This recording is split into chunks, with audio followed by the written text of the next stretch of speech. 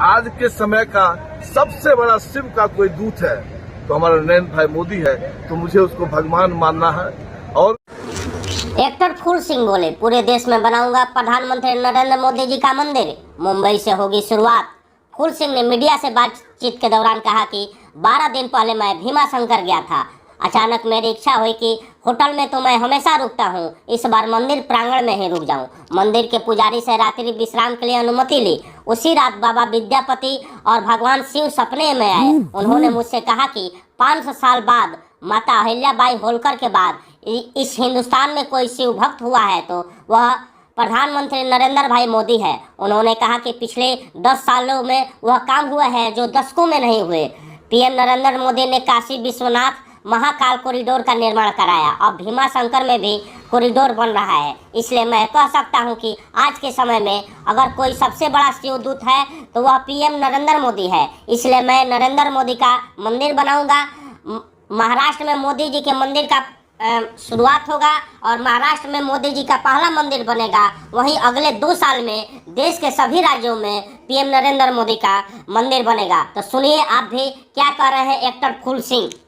बड़े फख्र के साथ कहता हूं कि मेरा मानना है कि आज के समय का सबसे बड़ा शिव का कोई दूत है तो हमारा नरेंद्र भाई मोदी है, तो मुझे उसको भगवान मानना है। और महाराष्ट्र में यहाँ से जाने के बाद हमारा भूमि पूजन है। महाराष्ट्र में नरेंद्र भाई मोदी जी का इस हिंदुस्तान में पहला भव्य मंदिर बनाऊंगा।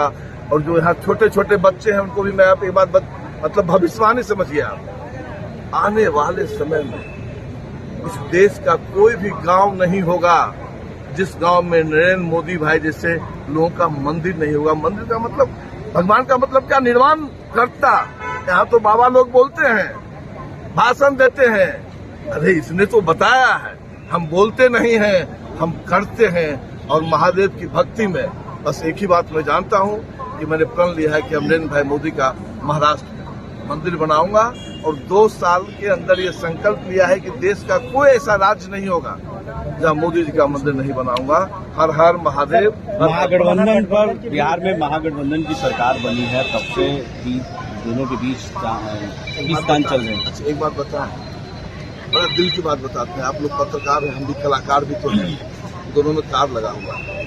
हम लोग तो महाराष्ट्र में रहते हैं और गालियां भी बहुत सुने हैं, लेकिन कहीं भी जाते हैं एक ही बात कहते हैं कि दिल को दिल से मिला लेते हैं, जख्म सीने से लगा लेते हैं। हम बिहार के लोग हैं, दुनिया में कहीं भी जाते हैं वहाँ के लोगों को सीने से लगा लेते हैं। जितनी गालियां सुनी है हमने, और ये जो सरकार है ना बिहार का, ये हमारा दुर्भाग्य भाई साहब। अभी आप सोचिए ना, हर राज्य का मुख्यमंत्री इसमें लगा हुआ है कि हमारे यहाँ इन्वेस्टमेंट कैसे हो, कैसे बाहर का व्यापारी यहाँ पे इंडस्ट्री लगे, रोजगार मिले। हमारा मुख्यमंत्री लग गया जाति जनगणना में, और इसी जाति जनगणना में तो हम आज सैकड़ों साल पीछे चले गए। आप कहाँ इसमें लेके जा रहे हैं जाति जनगणना में?